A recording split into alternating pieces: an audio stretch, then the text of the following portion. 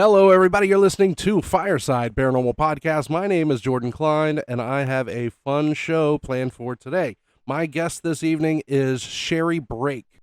You are absolutely going to love her. Before we get to the interview, I do have a few announcements. My friends over at Wicked Cat Clothing, spooky season doesn't last just a month. Shop Wicked Cat Clothing year-round to get your horror, paranormal, spooky, and Halloween apparel. Go to wickedcatclothing.com. Shop apparel and accessories now and save 30% off with the code FIRESIDE30. We're also trying out this new partnership with Newsly. Newsly is an audio app for iOS and Android. It picks up web articles about the most trending topics on the web at any given moment and reads them to you in a natural human voice. For the first time in the history of the internet, the entire web becomes listenable. Browse articles from topics you choose and start playing. Stop scrolling, start listening. You can follow any topic as specific as you'd like, from sports, science, to Bitcoin, or even the Kardashians. It'll find you the latest articles and read them to you aloud. They also have podcasts, so explore trending podcasts from over 50 countries. My show, Fireside Paranormal Podcast, is there too. Download and use Newsly for free now from www.newsly.me or from the link in the description, and use promo code FIRESIDE, where the eyes are ones. I'll also put that in the description, and you receive 1 month free premium subscriptions. I also want to give another shout out to American Paranormal Magazine. I know I mention it every week, but I had somebody message me like, hey, where do I find it? So if you go online, look up paranormalzine.com and you'll be able to find it. Now, they're doing something right now. They're actually going to be giving an award for a Paranormal Investigator of the Year. It's going to be authors, podcasters, or investigation teams. Hey, put whoever's name you want to in there, but I sure would appreciate it if you threw my name in the hat. I think it would be pretty cool to get that one. But check them out, paranormalzine.com. Every issue so far has been amazing. We're going to jump into today's featured story. It comes in from Katie. So my name is Katie Perrine. I own Appalachian Oddities in Weston, West Virginia. We are right down the street from the Trans-Allegheny Lunatic Asylum, where I was a tour guide for 4 years. I was one of their paranormal investigative tour guides. And the story that I have to share with you today is something that happened to me on a tour probably about 2 years ago. I had a group of about 10 people with me, and during the night they had all come together. It was this big family affair that had come, and they had kind of been going off on their own and investigating. They didn't really want my help. I think they were trying to start a professional para team, which was really cool, and they were actually really skilled and had a lot of equipment and kind of knew what they were doing. So I wasn't too worried about them, but it was time to change floors. And so I was looking for them, and we had been on the first floor, and I thought they were down in an area called lobotomy recovery. It happens that they were actually on the opposite side, which was down in the Civil War section on the first floor. So I had went down into the lobotomy recovery area by myself. I had walked down Ward D, I'd walked down the cage stairs, and I'd gotten into the big open bay of the area that we had called lobotomy recovery. It's where they kept all of the lobotomy patients that came through that were operated on by Dr. Walter Freeman when he did his lobotomy tour in 1954. So I'm down there. It's this big open area. There's all these little hallways and surgical suites and nice little nooks and crannies for people to hide in. And I was just looking for my group, and they had wandered off. And so just to kind of get the attention of anything that was down there, it was a huge area. I couldn't really search all of the rooms. So I yelled, Marco, expecting to hear, one of them yell back at me. And instead, there was a growl in my ear. And it was so close that I felt the breath from the growl hit my neck. And from the place I was standing up to the break room where we were kind of housed for the evening, it takes about 5 minutes to walk back to that section. I think it took me about 12 seconds, and I don't think my feet touched the floor. But that was my story from my time at the Trans-Allegheny Lunatic Asylum. I hope you guys liked it. We do. The website is AppalachianOddietiesWV.com. Thank you, Katie. And if you want your story to be one of our featured story, make sure you email me at firesideparanormalpodcast@gmail.com. Remember, you can either record your story or you can type it out, send it in, and we can read it for you. All right, I want to get to my guest. Join me by the fire as we welcome Sherri Brake. She is an author and investigator. She's written 28 books. She's been an investigator for 20 years. She runs the award-winning Haunted Heartland Tours and the website hauntedhistory.net. Sherri, are you with us? Hey, how you doing, Jordan? Let me tell you how excited I am for you. Okay. I, Okay. I, Because I talk a lot. because all I have to do, like, I can turn my whole section off and just walk away in like 3 hours. Come back, and it would be like the best 3 hours of radio. I know what's going to happen. No, so everybody I out should there. Be silent. So for those of you listening that don't know, back in 2005, 2006, my cousin Nick and I went to the West Virginia State Penitentiary. My cousin Nick was doing it was a college paper on tourism, and he picked paranormal tourism, and he wanted somebody to go on this ghost hunt with him. So he called me up because, I had no life. I was in my early 20s. And he says, "Hey, you're going." And here we are, two 20-something bums sitting in front of Miss Sherri Brake. And she crafted and molded us into little ghost hunting legends that we are today. I'm not responsible for all that.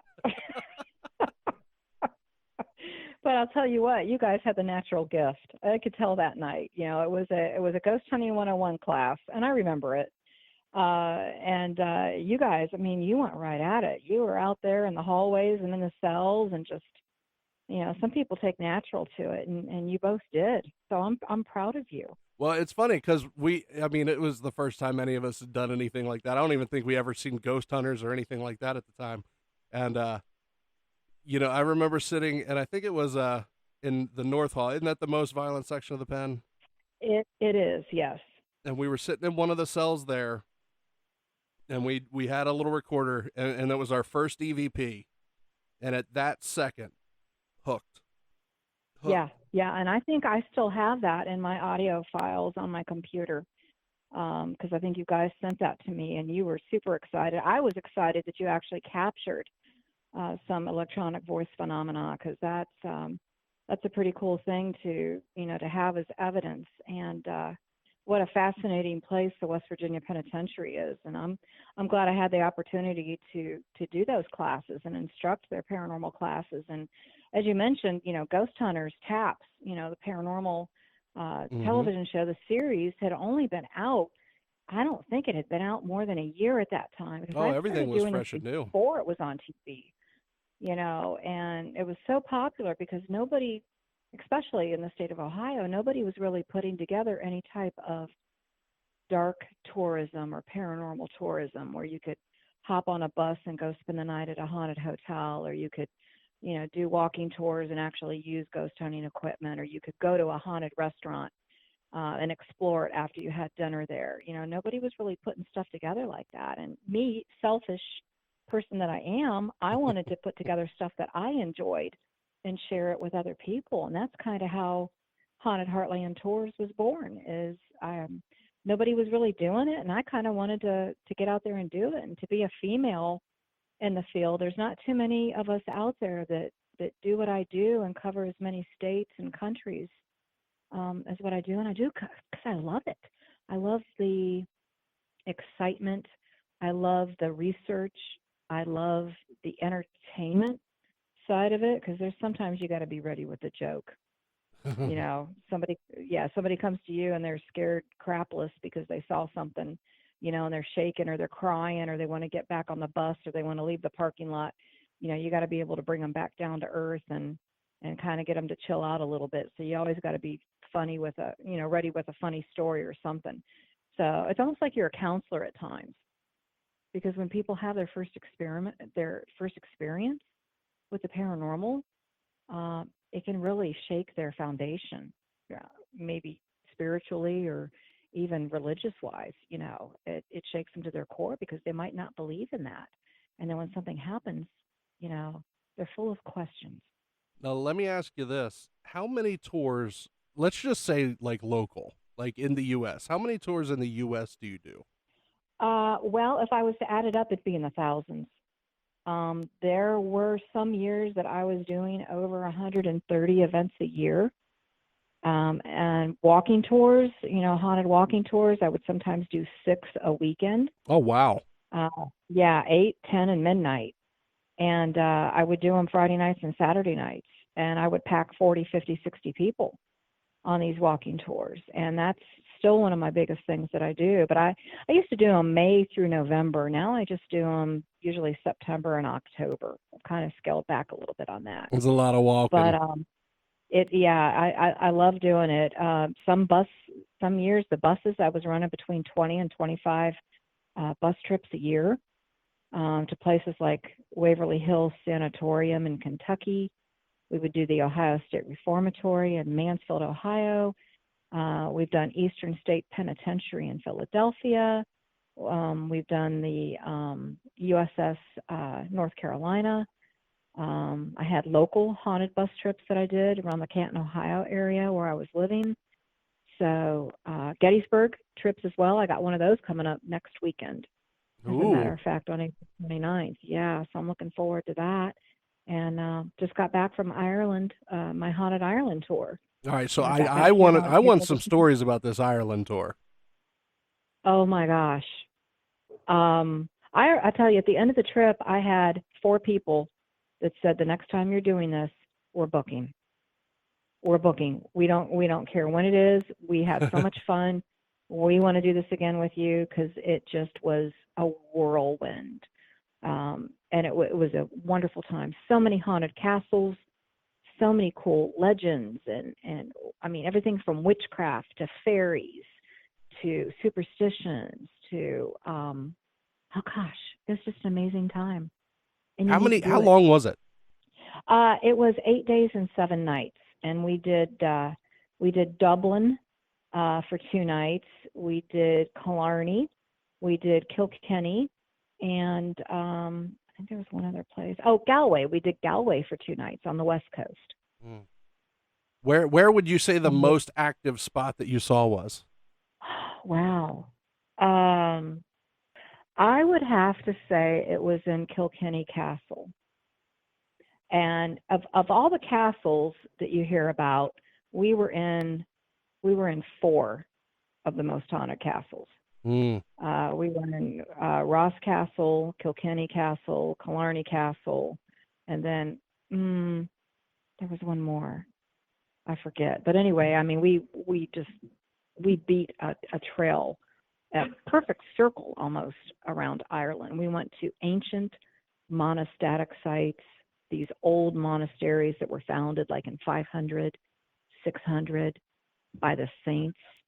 Wow. And we walked across, the tombs, the crypts, just the stone towers, the places where the Vikings raided and the Normans conquered.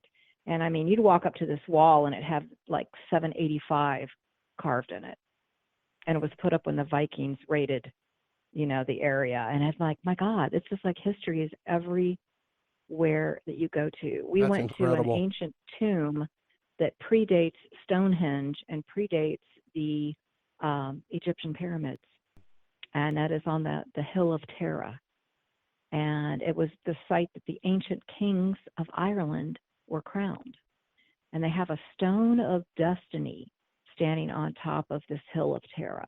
And it kind of reminds you of like the whole King Arthur story. With King Arthur, there was the sword that he had to try to pull out the stone. Well, the stone of destiny is just this really unique looking stone. And if the right king would touch it, then the stone would wail, and it would wail its approval that this would be the next king. So, I mean, it's just mysticism and history and folklore, and I could go on and on and on. It's just a wonderful country to travel through. Now, when you do these tours, are they like ghost hunting tours, or are these really digging into the history? Like, are you bringing like EVP recorders out, or are you?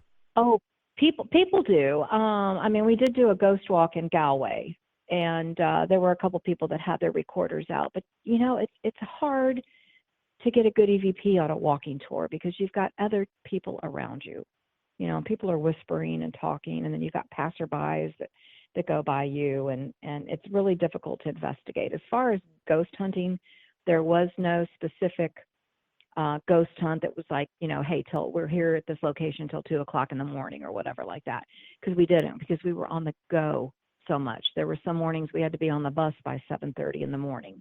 Wow. So to have a ghost hunt the night before would be absolutely ridiculous. That'd be exhausting. But I made, it was just be too much to try to cram into 8 days. But I did make sure, I took my pendulums over, I took my dowsing rods over, and I made sure that everybody got a pendulum and everybody learned how to find energy with the use of the pendulums and the dowsing rods. So we were in these ancient sites, like I said, dating back to 500, 600, thousands and thousands of years ago, and showing people how to use the pendulums to feel the Earth's energy. So that was a pretty cool thing to be able to do. That's incredible. How many of those do you do a year? This year I have 2. I had Haunted Ireland that just took place, and we got back from that last Sunday. And then this September, I have a trip that I've been doing since 2014. It's called Celtic Crossing. Ooh. And it is 10 days. It is Ireland, Northern Ireland, and Scotland.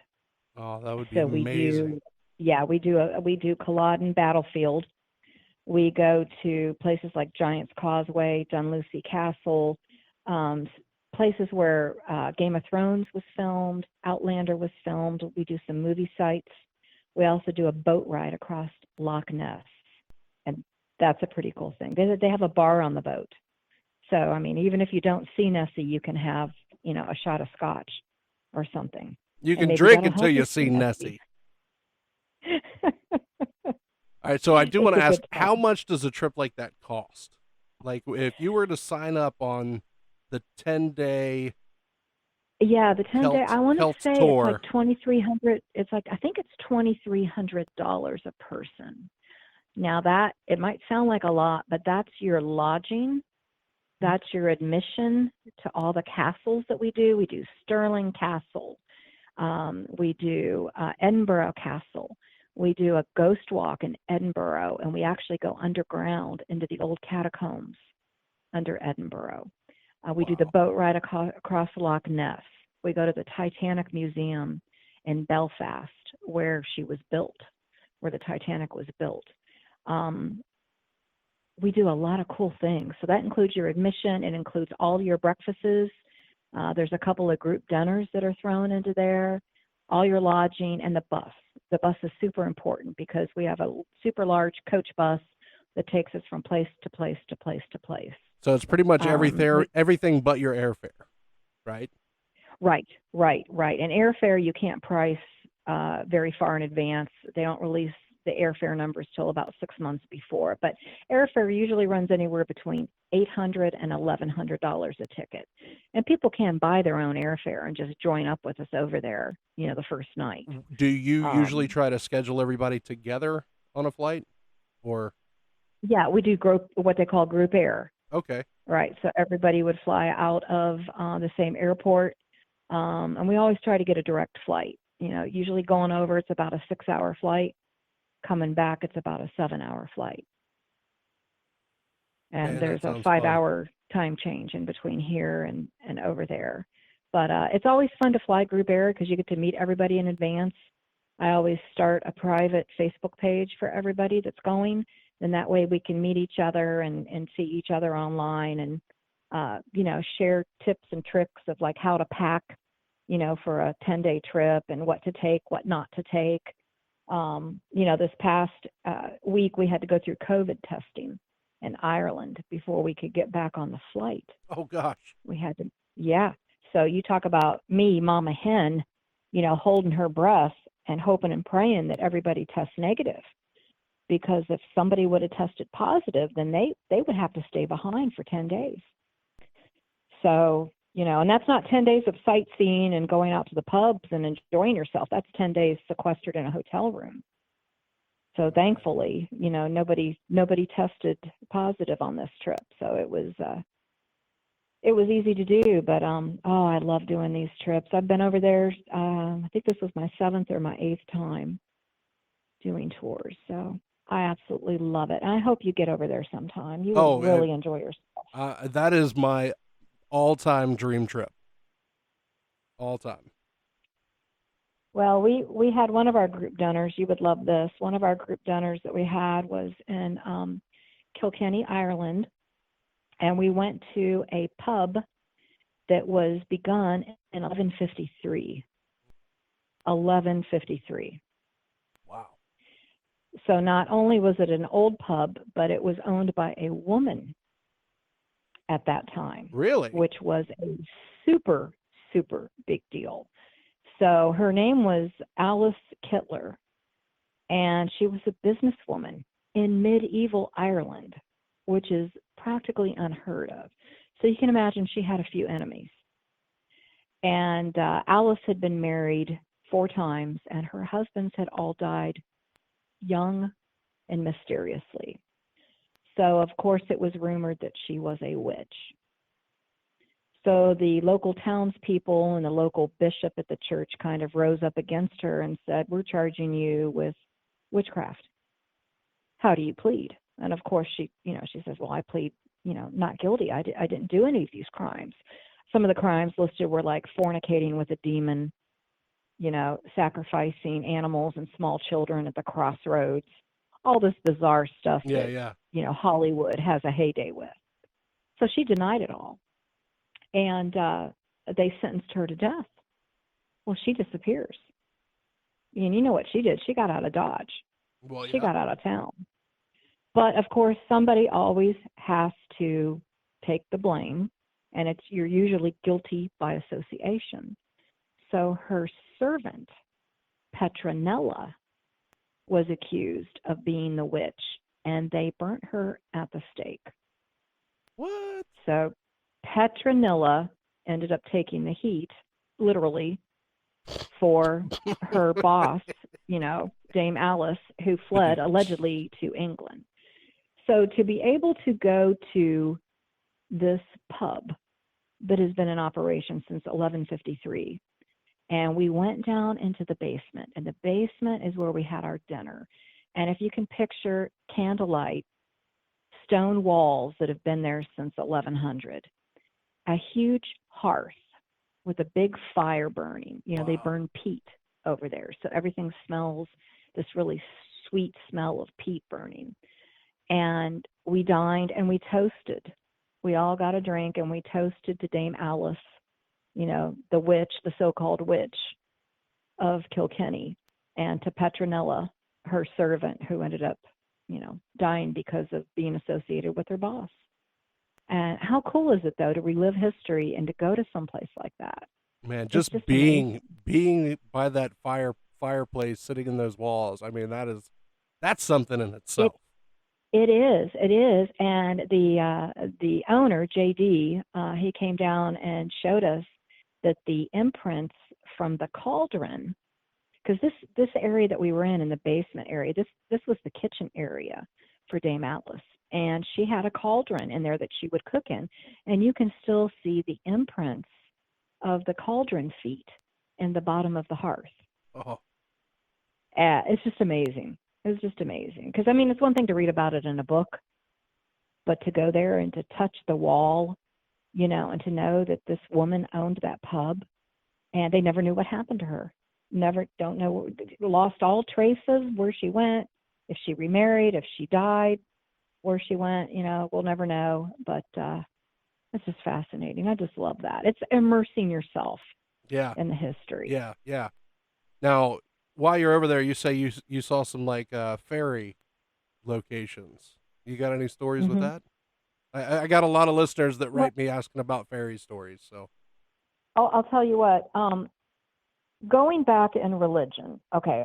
So Ireland was basically a pagan country before St. Patrick arrived. He came there. He was a slave himself, and that's a whole story for a different show. But when he was teaching the pagans, he would pick up a 3-leaf clover, and that is how he taught Christianity to the pagans. He would say, "Here's one petal. This is the Father, the Son, and the Holy Ghost." So that's how the clover, the shamrock, became synonymous with religion and with St. Patrick and with Ireland was going back to that. So the church comes in, all of these pagan people are running around. So the church decides, hey, what is the best way that we can get everybody to come into the fold? Well, maybe if we start to adopt some of their practices or some of their symbols and change them just a little bit, they'll come into Christianity. So when you look at a Celtic cross, you see, and I'm working my way into a fairy story. No, you're good. But when you look at a cross, when you look at a Celtic cross, it typically has the circle in the middle of it. Okay? So, and the circle represents the sun and the moon, because that's a throwback to the pagans, because they celebrated by fire festivals, by moon festivals, by sun festivals, and they worshiped the stars and the moon. So that was one way to incorporate the pagans into the fold, was by adopting that cross and making it into something that they would like. So the pagans, of course, they're all across Ireland, and they have these very sacred spots that they call a fairy well, or a fairy hill, or a fairy tree, or a fairy fort. These are all special places of worship or caution, because the fairy could be kind of malevolent. They're not like Tinkerbell. You wanted to keep on the good side of fairies, because they could do wrong harm to you, or they could snatch infants. They're called changelings. Okay?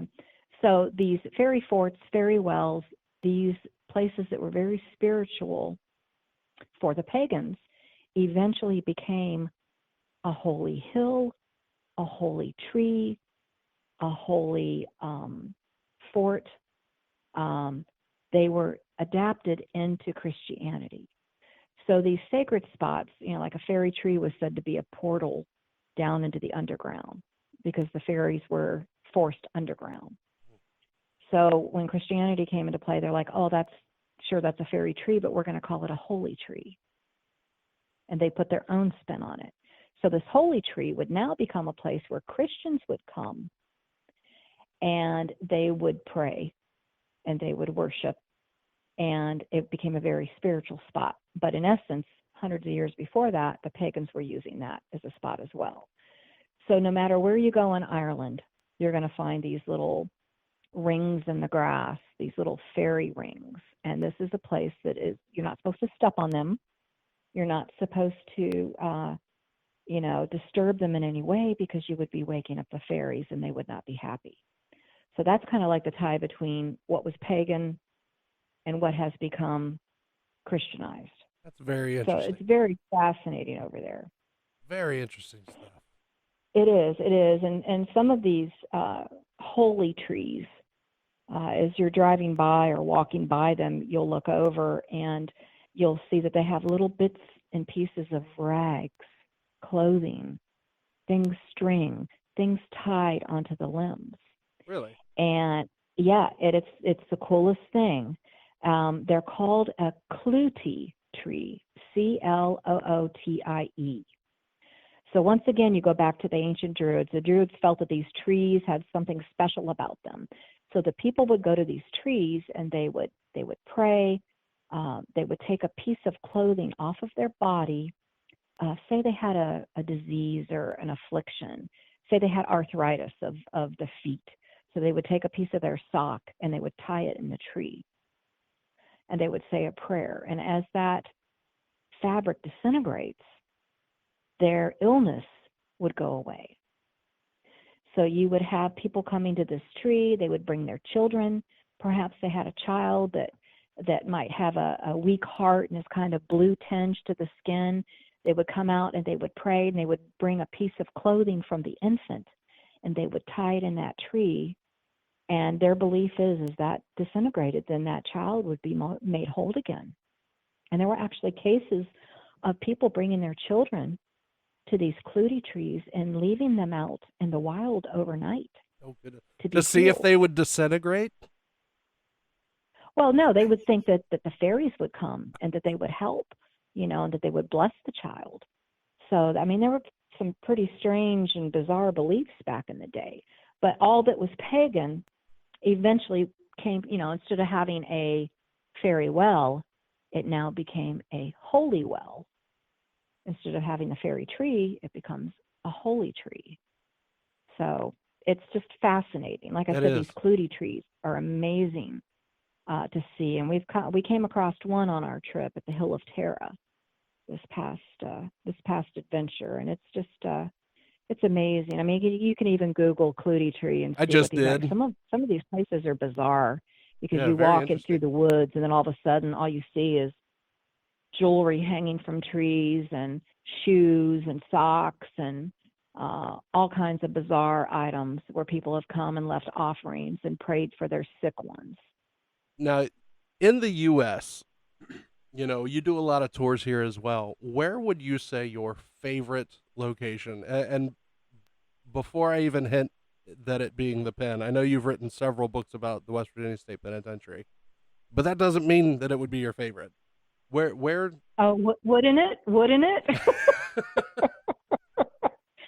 How can I choose among my children? This is so hard to do because, the reason I keep going to these locations is because I feel a connection. And I want people to share in my excitement. I'm not going to take you to a dud of a place because if I don't feel it, if it doesn't, get me going in the paranormal sense, then I really don't want to drag 30 people there. That's not going to be any fun for me.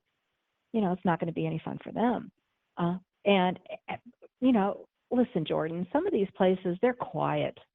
You go there to investigate. It could be the biggest, badass, most, haunted location in the world.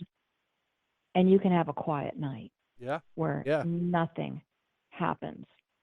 And I always tell people, I said, ghost hunting, investigating the paranormal is like fishing. You sit and you wait and you wait and you wait for that bite. And sometimes you get it, sometimes you don't. But, oh, man, when you do, you are hooked, just like you and Nick were with your first EVP.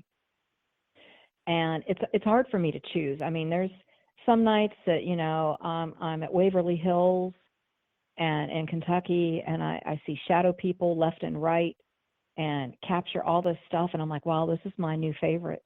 I absolutely love it here. And then the next month I'm up at the Ohio State Reformatory, and then it just blows my socks off. And then, it just depends. I love them all, and it's hard to pick and choose. But since I wrote 2 books about the West Virginia Penitentiary, you can pretty much bet that that's one of my favorite children. It's not the favorite, but it's kind of towards the top. I got you. Yeah.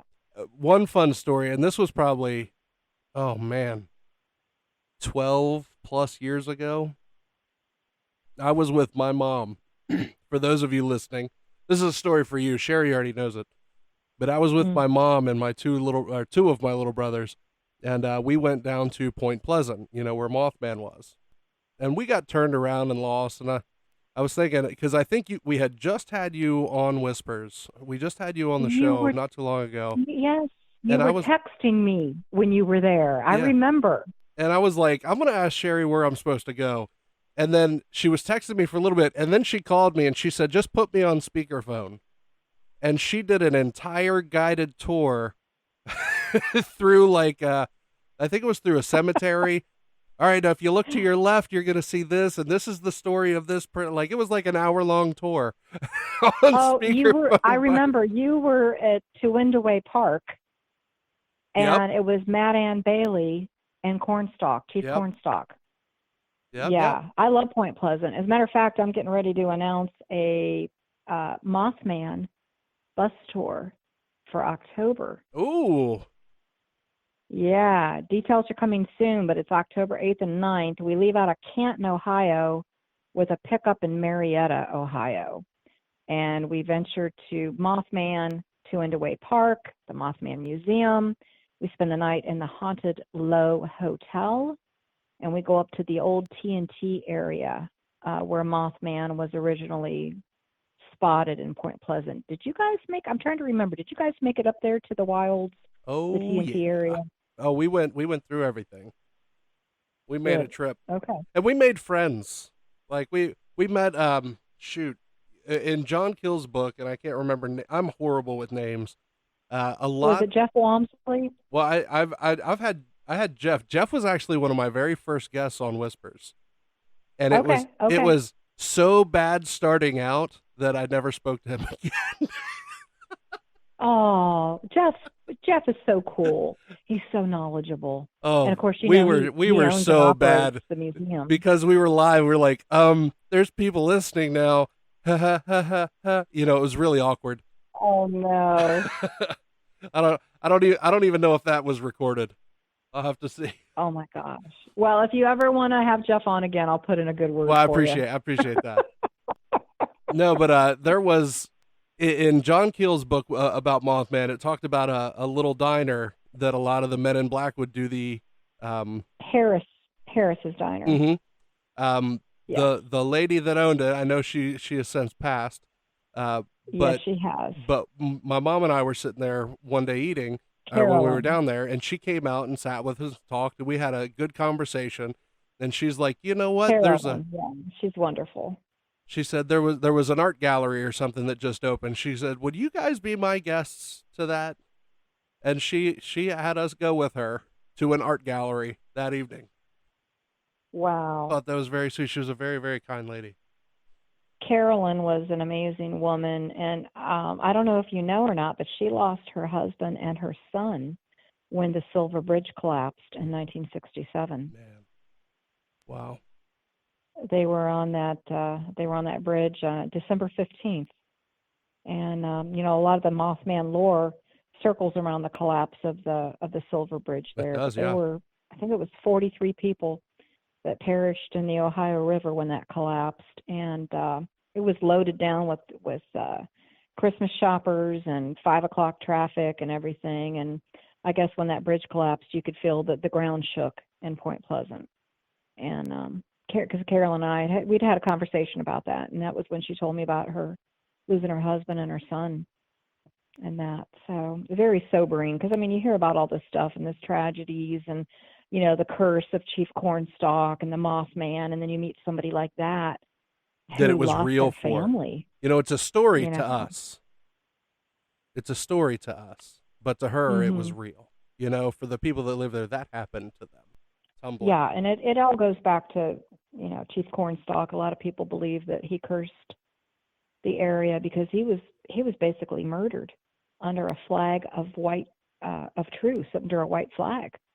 And that was in 1777, and allegedly, the folklore and the history goes that he cursed the area at Point Pleasant there with his dying breath.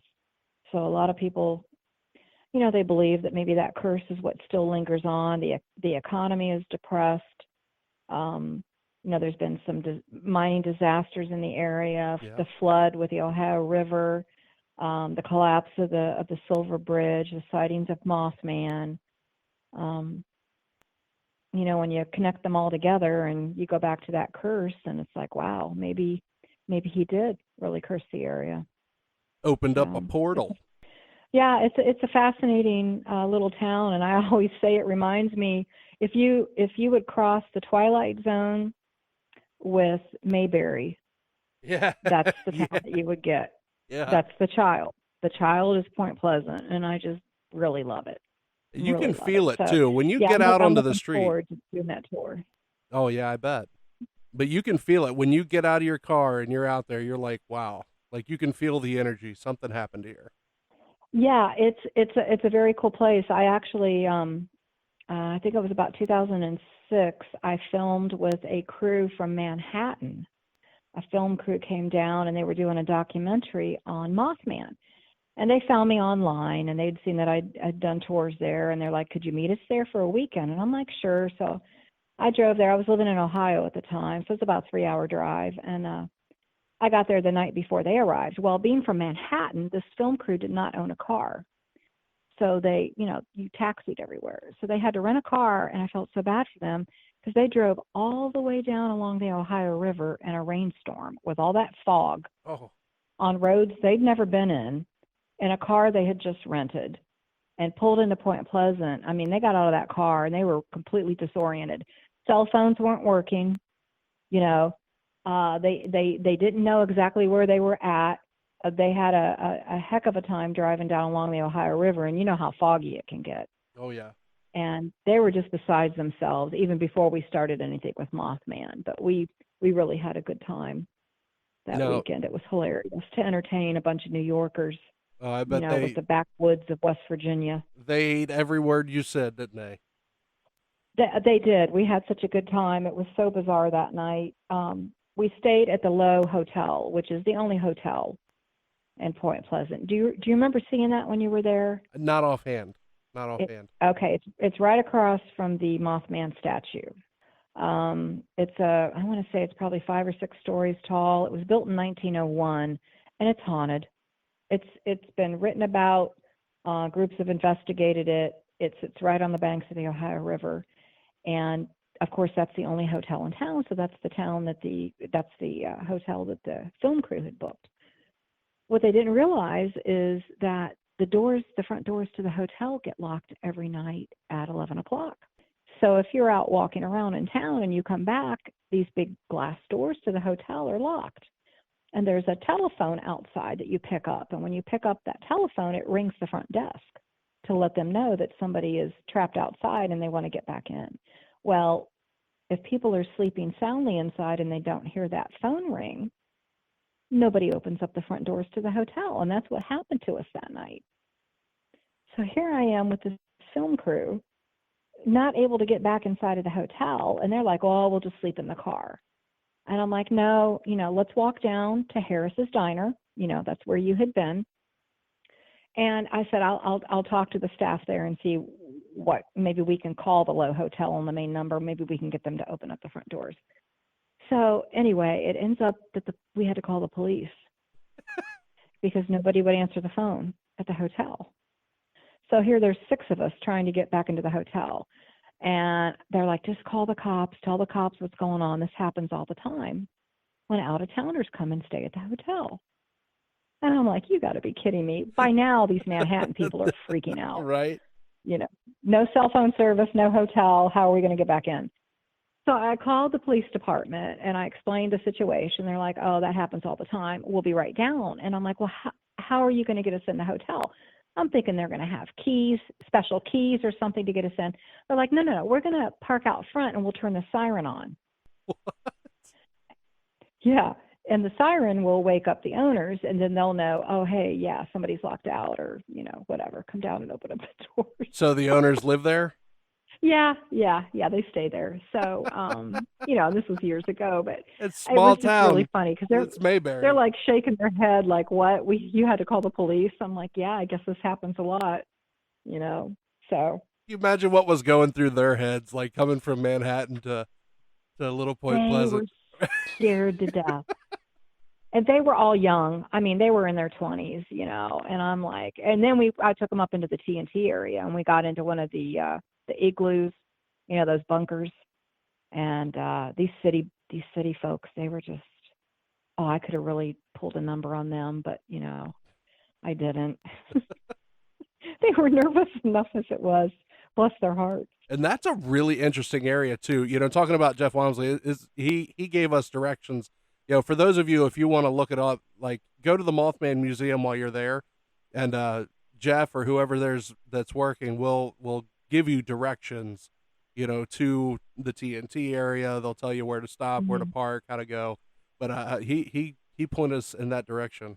Yeah, it's an amazing place because it's thousands of acres of undeveloped land, and there are some ponds out there, and there's dirt roads everywhere. There's no signs. These roads crisscross. I mean, you could really get lost back in there if you're not careful. And of course, that's back in 1966 where the first Mothman sighting was seen. And it was seen by 4 teenagers who were out there parking in the woods and happened to look out their window, and they saw this big black winged creature estimated to be about 7 to 8 feet tall sitting on a big branch, and he had red glowing eyes, and that freaked them all out. Of course, they get the car into drive and try to head back into Point Pleasant, and they're driving over 100 miles an hour, and this thing is flying up above their car as fast as they can drive. And they drove directly into the police department and went in and, gave their statements to what they had just experienced. And that's what started the whole thing off in 1966. Let me ask you this, because you've done so many tours, and I don't know how in your brain you do this, but you know everything about everything. Oh, I don't know about that. Yeah, well, I'll try to make it up if I don't know it. but with Mothman, what do you think Mothman was?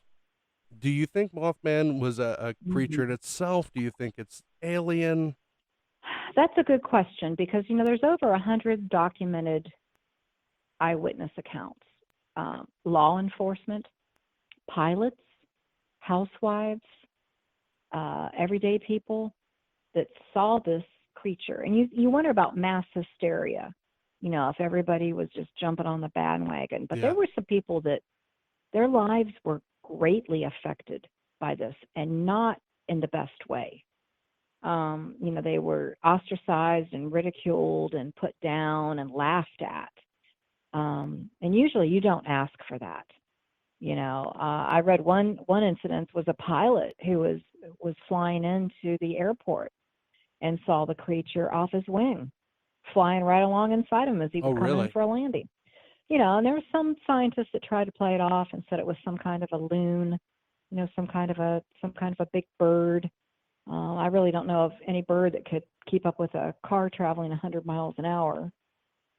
But for me, I think some of the cases might have been embellished, but I think that anywhere that there is a story like this, there's a thread of truth. Yeah. That people did experience something. It shook them up. Some people didn't want their names released. People were afraid to go outside, of their house, or to let their kids go out and play because of this creature, whatever it was. There was speculation that it could be some type of a hobo or a vagrant, or somebody that was traveling through a transient that had gotten into the munitions area and had been around all the chemicals, and it kind of morphed into some kind of monster-like creature, and other people said, oh, it's just a sandhill crane, or, it's this or it's that, or it's your imagination. But, they saw something. What they saw, man, I have no idea. But I also know during that time frame that the UFO sightings just exploded. Especially in that area. Yeah. I had a distant cousin who was living in Cottageville, which is not too far away from Point Pleasant, that said it was all the rage back in high school, when all this was going on, for everybody to head up to Point Pleasant, to go out to the Ohio River, and they would sit on the banks and they would watch these lights come in above the river, and they would sit out there with flashlights and flash their lights up into the sky. And this thing would flash lights back at them. And how it was just like a kind of entertainment. They didn't know what it was. They didn't know what was going on, but it was, you come from a small little podunk town and you get something like that going on, everybody's going to get together and go out and see what it is. Now that's written in the Mothman Prophecies book too. John Keel writes about how everybody would go out by the river and watch the lights bouncing around, and so that's a thing that happened. A lot of folks did it. Yeah, it really did. And studying the paranormal as I do, and studying energy, because I'm a fan of energy. Energy is at the root of everything paranormal.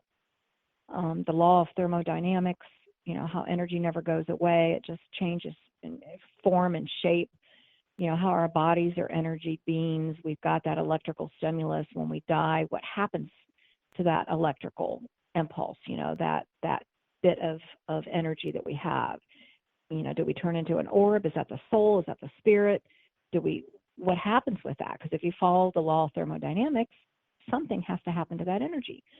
So with Point Pleasant, the ancients, the mound builders even, could feel that energy and would place their mounds, their burial grounds, in areas where energy was sensed.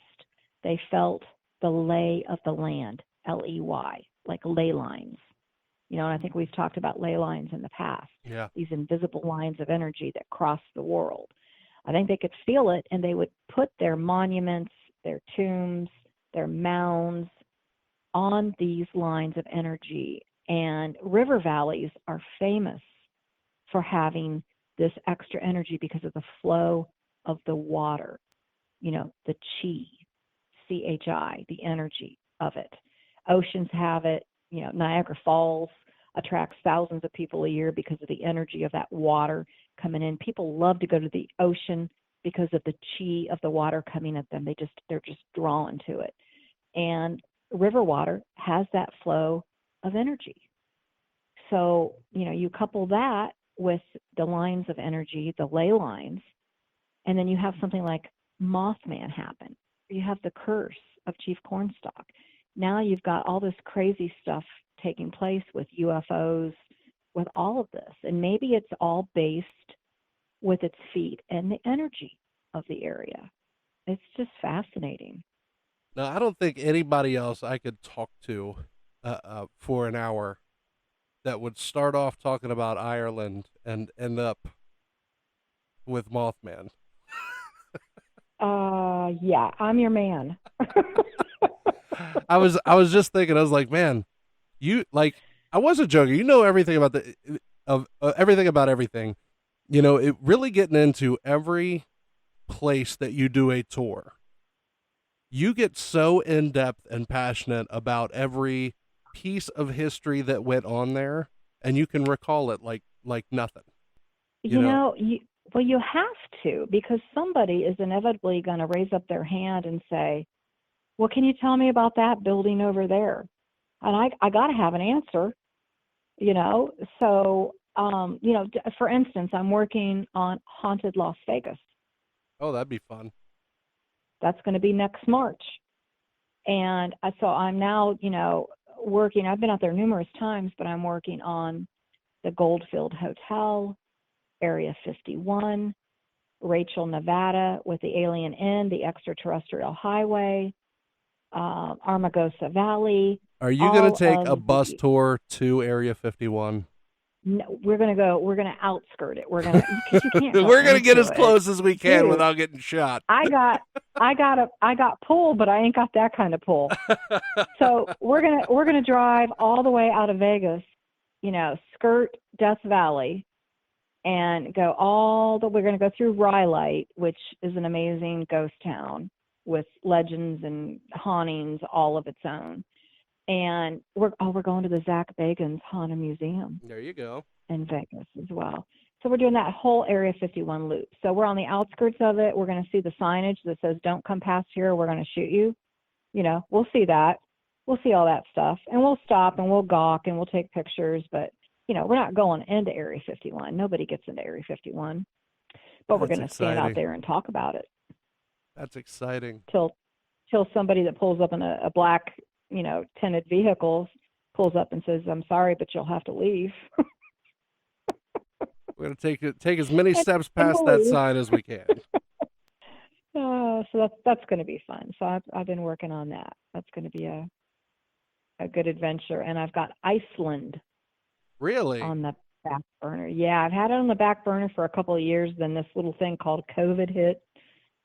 Had to ruin everything. Yeah, Iceland and the witch lore, the Viking lore, the Northern Lights, all that good stuff.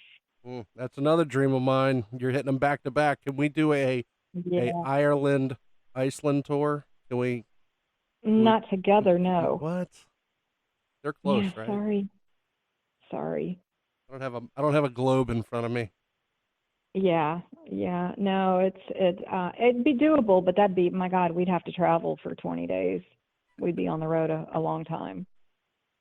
You were talking before, about that TV crew in Point Pleasant with you.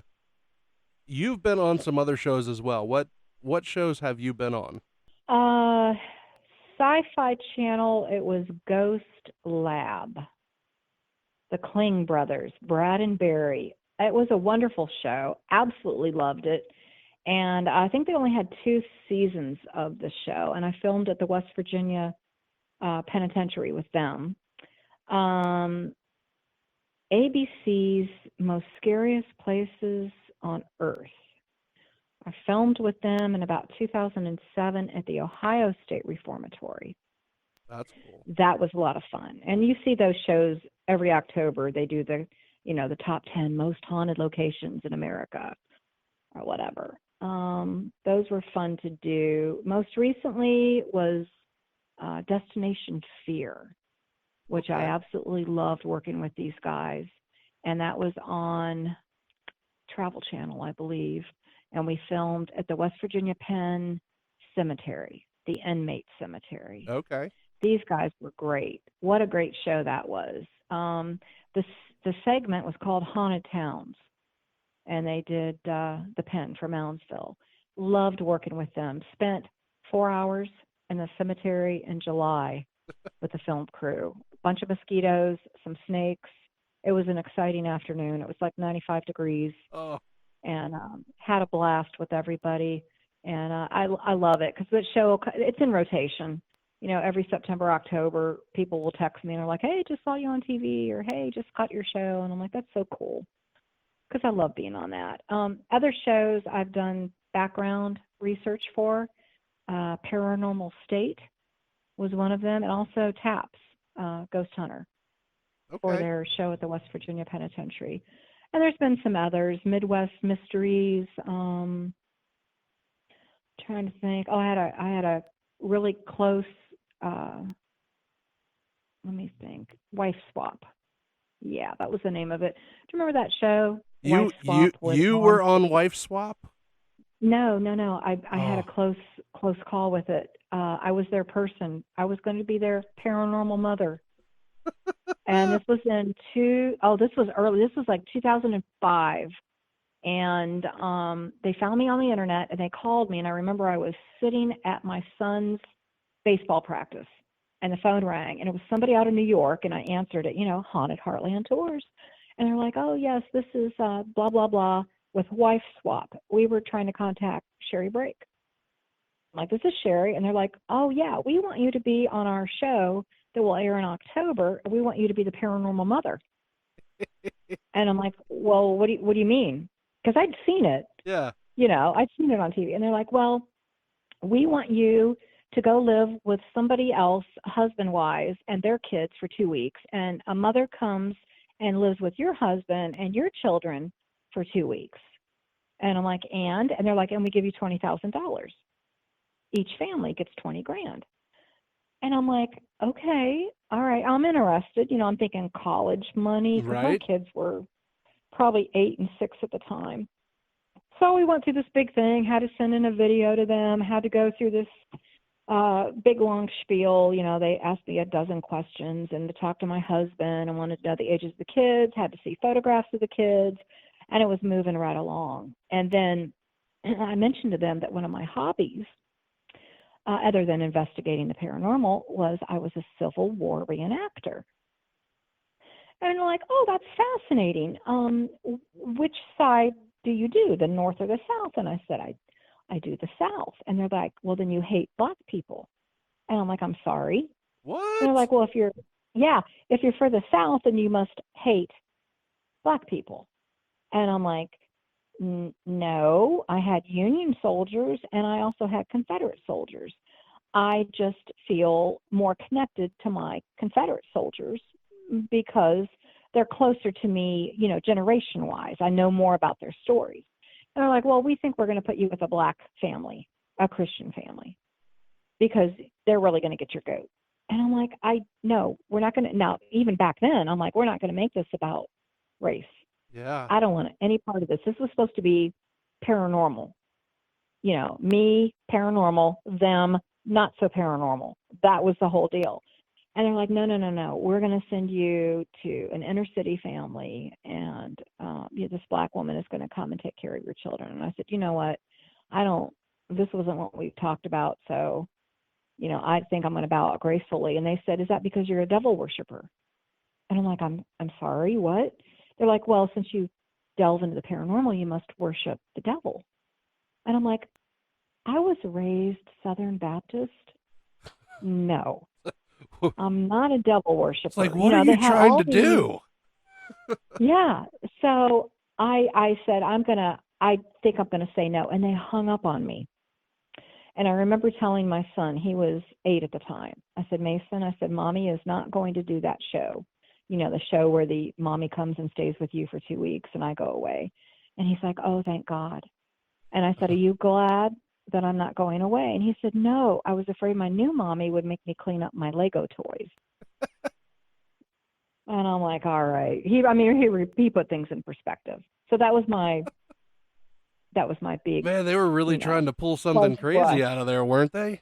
Yeah. And then I did watch the show, that fall. I made sure I tuned into that. And I really felt sorry because they portrayed her just as this real devil worshiping, sacrificing goats in the backyard and, eating children whole kind of a person. I'm so glad that I didn't do it because there was, at least at that time, like a stigma, I guess, with people in the paranormal because it wasn't such a popular thing to be into. So you kind of stereotyped those that investigated the paranormal in the early 2000s. Now it's like dinner table talk. Everybody knows what an EVP is or an EMF meter or, whatever, the Estes method of ghost hunting. Everybody talks about that stuff. But back then it was kind of like hush hush. Well, not only that, you touched on the religion aspect of it too. Before, it had such a negative connotation, like, oh, you must be evil and sacrificing children.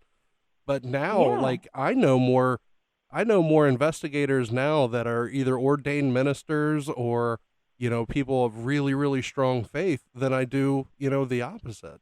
When I say faith, I mean like with Christian faith. Like, I know more paranormal investigators on that side of it than on the other now. Well, sure. And you just have to look at it. Any time in nature, you're going to have black, you're going to have white, you're going to have evil, you're going to have good. You're going to have opposites. And look at the Bible.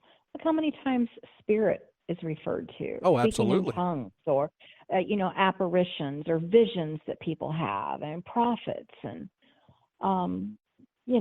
it goes across every language. The paranormal does. Every language, every ethnicity, every religion.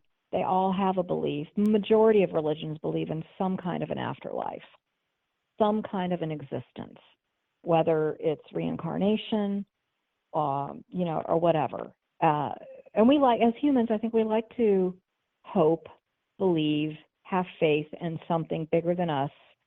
And also believe that somehow what we're doing now, we can kind of carry on. Maybe I can carry on my work as a guardian to somebody after I pass, or helping somebody, or a spirit guide, or, guiding somebody. We all hope for that. We don't want to think that when we're dead, we're done. What kind of fun is that? And don't get me started on parallel dimensions and quantum physics, because we could talk for hours about that. Because that's going to get deep. That's good. I'm going to need to get a drink or a cup of coffee or something if we're going to jump on that bandwagon. But, look at the dimensions. Years ago, we thought there were 3 dimensions, and that was it. Now, I think at last count, there was like 11 or 12. And who's to say that these dimensions, these parallel dimensions maybe that are going on around us, if the time is right, if the atmosphere is right, if the mood is right, if the people are in tune with things, maybe these dimensions slip a little bit and we get a glimpse at them.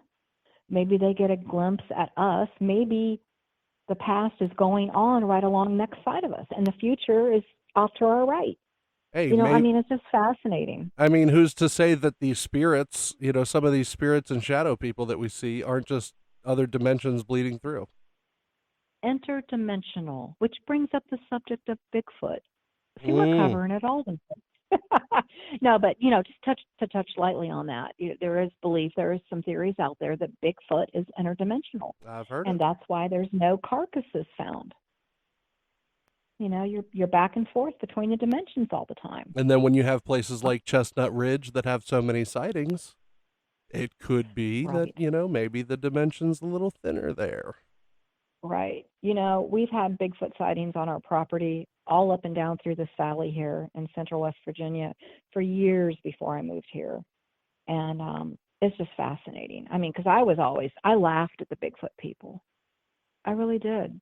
Because I'm a ghost person. Right? Like that's been proven to exist, right? So here I am scoffing at the UFO people and laughing at the Bigfoot people early on because I'm like, that doesn't believe, I don't believe in that. There's no proof. Like there's proof with ghosts, Right? And until I had my first experience here on our farm with the yelling that Bigfoot does. Really? The screaming okay, so I moved here in 2009. I married my husband, and we'd known each other since we were probably 11 and 12 years old. Our moms were friends in high school. I went to school in Ohio. He went to school in West Virginia. Anyway, I end up moving down here onto a farm. We got like 300 acres, and he was telling me, like, hey, we do have Bigfoot down here. You talk about Bigfoot, but we do have it. And I'm like, yeah, right, whatever. You know how I feel about those Bigfoot people. No, seriously, we have them. You'll be able to hear them yelling down here. And they'll yell from one hillside to another hillside. They'll answer each other. And I'm like, no. So, months go by. I'm actually in the bathtub. He knocks on the bathroom door. He's like, hey, they're outside. I'm like, who? Thinking there's people. Yeah. He goes, I told you about the Bigfoot yelling, and it's going on right now. So, I hop out of the bathtub. I put a robe on. I grab my camera, my phone, and I go running outside. He's on the front porch, and he's like, listen. And, I'm listening, and I hear a yell. What's it sound like? Nothing I've ever, it was like that. Uh-huh. Now, I've heard coyotes. I've heard a wolf, recordings of wolves. I know what a rabbit sounds like when a rabbit gets trapped. That yell, that scream that they do. Dog barking. I've been in the woods a bit. I've camped. I've been a Girl Scout. I think I know my wild animal sounds. So I'm listening, and it was like every hair on my arms stood up, and he put his hand to his lips like, shh. And I'm like, what do you mean there's going to be more? And I listen, and like 30 seconds go by, and across the valley from us is an answer. The same kind of a yell. Wow. And I'm like, what is going on? Because my world just spun there. I said, what is that? He said, I told you. And he said, I think they're migratory. He said, because it seems like we hear them more in the fall, like they're on the trail or something. And I'm like, wait a minute. Here we are on this farm. Our closest neighbors are a quarter of a mile away. Maybe somebody's in the woods, just yelling back and forth across the valley late at night. He's like, really? Do you think these farmers around here are really going to be, across the hillside from each other yelling like that for our benefit? And I'm like, well, that's just really unusual. So we were chit-chatting about that night. And he said, my brother, who lives across the valley from us, he said, my brother has been sitting out on his deck at night. He likes to watch the stars and look up at the Milky Way, and he'll sit out there by himself. And he was sitting out there one night and had a tree branch thrown at him, a big long stick out of the woods, right at him. And he's like, what the heck is going on? So he picks the branch back up and he tosses it back out into the woods. And then a rock is thrown at him. And he goes inside the house because he doesn't want to have anything to do with Bigfoot. Doesn't want to talk about it. doesn't want to delve into it, doesn't want to figure out who was throwing a branch at him and a stick out in the middle of nowhere. You see, we're bordered by about 8,000 acres of undeveloped wilderness. Oh, that's incredible. There's caves, there's rivers, there's forest. I mean, you could sustain yourself forever out there, and nobody would know that you were out there in those woods. So I don't know what the heck it was that was yelling back and forth that I heard. I don't know what was throwing rocks and sticks at my brother-in-law. It's just amazing down here because I've changed my whole thought on Bigfoot. Talking to some of the locals that have seen, they call them yahoos. Yahoos. Because that's kind of the sound they make when they yell. It's like that real long, drawn out yahoo sound. And I'm like, well, that's curious. So what you ought to do, and this is just me casting some vision for you, is put yourself a little camp area, and instead of going out with your bus tours, you're bringing these Bigfoot hunters in to listen to the big feet yell at each other. One step ahead of you, we've got 3 tiny houses that we've got put on the property, and one of them we call the cryptid cabin. So we put it out on the far end of the property where we heard those yells at, and we've got trails that we blazed in. And I swear, after COVID's completely over and lumber prices come down a little bit, we're going to put those puppies on Airbnb, because I get so many requests from people that want to come out here and scout, and they want to walk these trails, and they want to investigate. And I'd like to be able to say, hey, yeah, I got 3 tiny houses here. You guys can camp and come on out and do your thing, because there's something weird going on out here. Well, I don't know what it is. Me and Sarah's coming down. Or Sarah and I. That would be great. I would love to have you guys down here. And it's quite an adventure. We've had 8 people that have died on the property.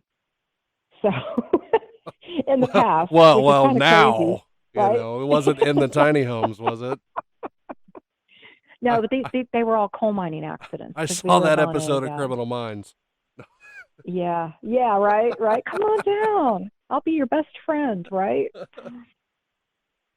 But it truly is an interesting area and steeped in a lot of history. And, like I said, we have the 8 deaths here, unfortunate deaths with coal mining accidents and stuff on our property. You've got the Bigfoot. It's a cool place to be. I mean, I love walking out in the woods and just hugging a tree, because it's energy, I love it. Now, if folks want to get in touch with you, if they want to see your tour schedule and see if there's a way to jump in on one of your tours, what's the best place to see that, and what's the best way to get a hold of you? Well, I have 7 Facebook pages. So they could look me up on Facebook under Sherri Brake, SherriBrake, or at Haunted Heartland Tours for Facebook. And then the website is hauntedhistory.net. And that will have all of the tours on there. I rented out a historical village in Ohio. We've got a big investigation coming up there in June, and people are invited to come along with that. That's in Zor, Ohio. We've got 5 buildings that we're doing. We've got the tour to Ireland and Scotland this fall. We've got Mothman. I've got walking tours. I've got the Haunted Gettysburg trip coming up April 29th. We still have space on that for people that want to jump in on Haunted Gettysburg. It's going to be great fun. So that's how they can check it out. Very cool. Sherri, we are out of time for this week, but it just gets me pumped for the next time I have you on, because we can really talk about anything. Yeah, that'd be great. That'd be great. I think I'm going to get a list together of just the most... We were all over the place with that. Right? I think I'm going to get a list together of the most random questions just to put you to the test. Just watch your knowledge flow out. Please do that. I told you earlier that I helped a couple of school age kids this past week with their school projects, and it was hilarious to hear questions from a 4th grader on everything paranormal. And then the 10th graders that asked me the questions for their interview, and it was like, what are your thoughts about death? And I'm like, oh my God, I got to tailor that to a 4th grader, Yeah. you know? Or what's the scariest thing you've ever seen? Okay, let me condense that, you know? It was great fun. That's But thank you for awesome. having me on. That's awesome. Sherri, I appreciate you so much. And you know, for everybody out there, I always call her my paranormal mama because she Well, brought me I'll up claim into you as it. mine. So thank you very much. And, you know, I will have you on this show every week. You agree. So thank Wonderful. Thank you, Jordan. you. You have a great night. All right, you too. Bye. Bye-bye. And with that, the fire is out. Thank you so much, Sherri, for coming on the show. Thank all of you for listening each week. I really do love and appreciate y'all. If you want to connect with me, make sure you hit me up on the social medias. I try to answer messages as much as possible. So on Facebook, you're looking at Fireside Paranormal Hub. That's our group there. Super active. A lot of cool folks on there. A lot of past guests. Sherri's on there as well. We got Instagram, Twitter at Fireside Parapod, Parapod, TikTok, and make sure you also check out the website, firesideparanormal.com. I've released 2 new designs for the t-shirts. So at firesideparanormal.com, click on the merch tab, and that'll take you right to see all the designs and everything you can get with them. That is all the time we have for this week. So until next week, everybody, don't be afraid, only believe.